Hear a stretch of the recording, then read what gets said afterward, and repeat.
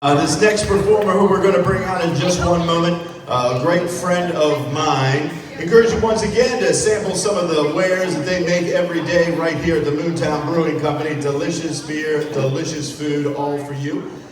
This next performer, our second to last, one of my very good friends. And she is an amazing person, amazing comic, hosts her own podcast called The Gaze of Our Lives. Yes. And in 1 month's time, she's going to be appearing on the Fox FX show, Baskets. Has anybody ever heard of Baskets?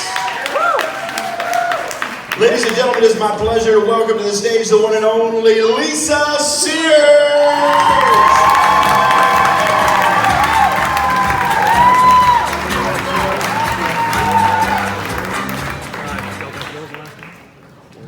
Let's get a few things straight. I'm not. And just because my last name is Sears doesn't mean I'm bankrupt. That doesn't mean I'm not. And yes, I'm growing this mullet on purpose. Because I play the 80s dyke on my podcast, The Gaze of Our Lives. Because, I've been out since BE. You know, before Ellen. For those of you not laughing, you don't understand. She hasn't always been out. This was way back before I knew what L, E, G, or T even meant. Let alone the elemental P, Q, R, S, and everything else they're adding to the alphabet now, right? And I got asked the other day if I was cis. And I was like, yeah, I have a cis. No. Are you cis? And I'm like, she calls me cis. No. What were you born as and what do you identify as? And I'm like, well, that's easy. I was born a female. I identify as a lesbian woman, unless the bathroom lines are long.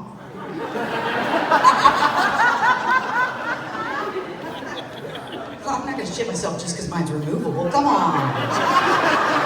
No, that's not gonna happen, you guys, ever. No. And, I was a freshman in high school. And I was in the cafeteria and this upperclassman yelled, "Dyke." And I was like, he must think I'm retaining water. Man, that's a damn joke. And my mom sat me down. She's like, honey, are you gay? And I'm like, what? And she's like, are you gay? And I'm like, why would you ask me that? Mind you, I looked kind of like this without the pink hair. And she's like, because you and your friend went Arby's an awful lot for dinner. I'll wait. I've got plenty of time, guys. Urban Dictionary. And they didn't even have any gay sororities when I went to college. So me and my friends, my carpet sisters, we got the Greek alphabet out, and we were like, we've got to figure it out, because we're going to create our own. And we figured it out, you guys. I ate a pie.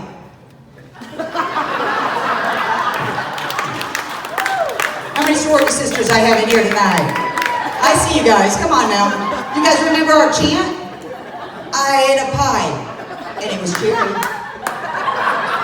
No? You don't remember that? Okay. Sorry, just me?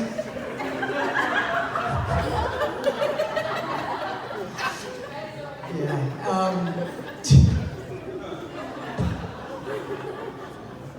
And this was back in the Bush era. And not just the president, y'all. So back in my day, you had to dig through the bush to get to the puss.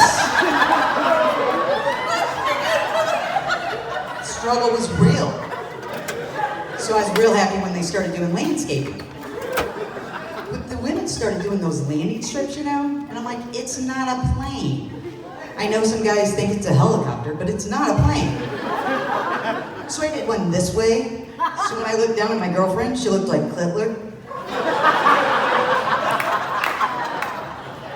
She didn't think it was as funny as I did.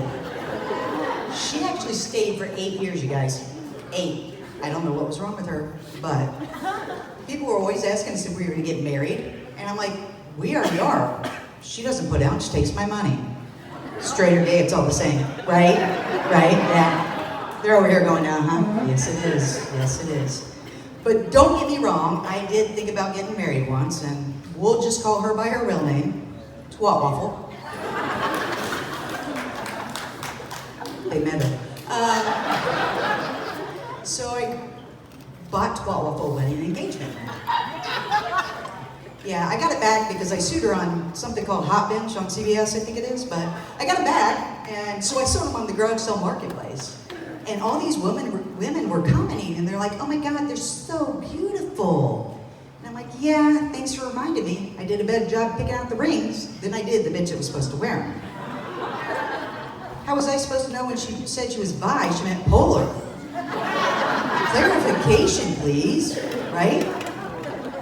So I started doing comedy about 3.5 years ago, and somebody asked me what I wanted to do with it. And I thought about it, and I was like, I don't know, because I never planned on doing comedy. Just randomly got talked into it, so I was like, oh, be on Ellen. I thought that was a good goal. She's kind of cool. And then I had to clarify the show, not the person. Because everybody knows I'm gay as fuck. So I got a little bit dry mouth here. Not sure why, but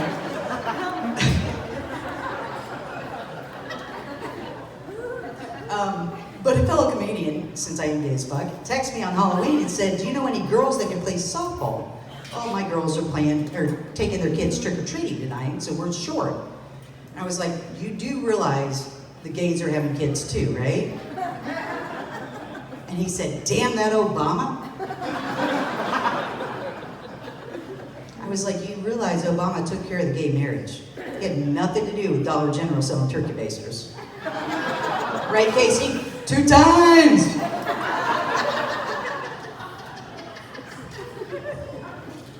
Ow, sorry. But how many of you have tattoos? I saw quite a few of you. I don't know why I need this ice on stage. I've never done that in my life. My God. I'm an amateur, you guys. How many of you guys, a lot of people have tattoos, right? Okay.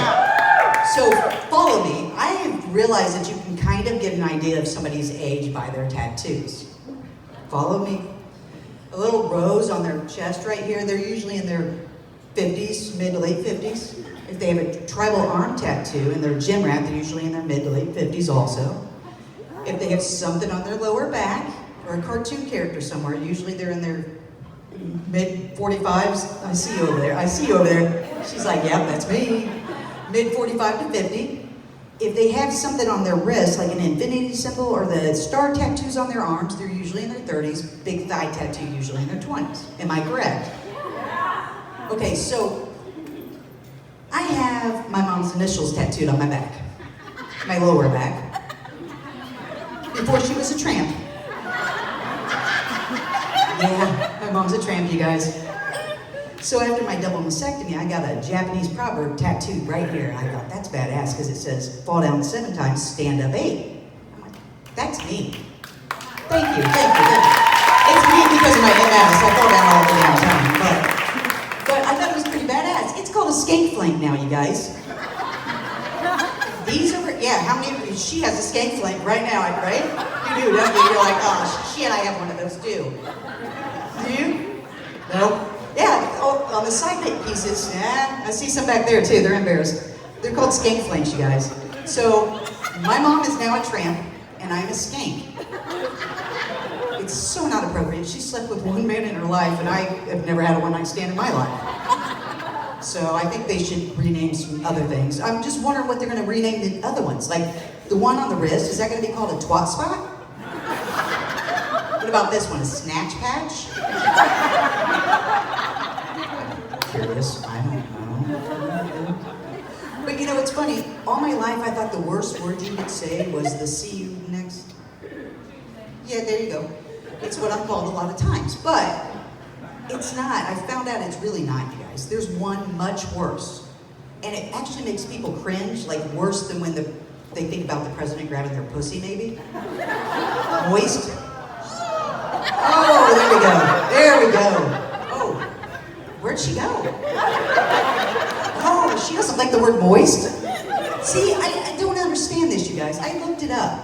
The definition, because I'm like, why is it such a bad word? It means slightly damp, wet, or humid.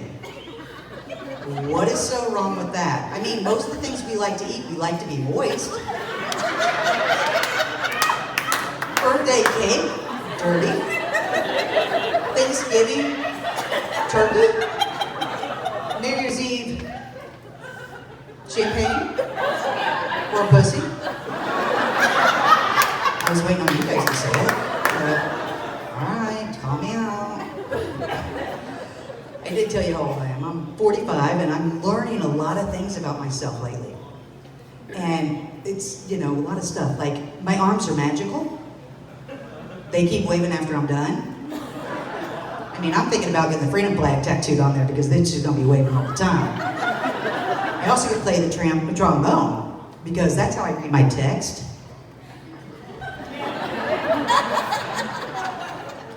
But there's one a lot worse, and it's a little embarrassing. I found out I'm into S&M. Yeah, no kinks in the room because nobody yelled, but it's not the weird S&M like eating toenails, but yeah, no, not like that. But it's with one woman, and it has to be in her room, so I feel comfortable. But the other day, she was actually hurting me, and I kept yelling, pineapple, pineapple, pineapple. She's like, why are you yelling pineapple? And I said, is that not our safe word? She said, no, I'm your chiropractor. So just stop. All right, you guys can follow me on Homo Serious Comedy on almost all the social media platforms. Also, you can follow us on The Gaze of Our Lives. It's a podcast and video cast. And what else? Oh, you're all welcome to come to the watch party on August 15th, the American Legion Fishers, for my episode on baskets on FX. If you haven't seen it yet, you can catch up on Hulu. The first 3 seasons are there. So thank you guys so much. And also, sorry, one last thing. I have twat waffle buttons. See me after the show if you guys want some.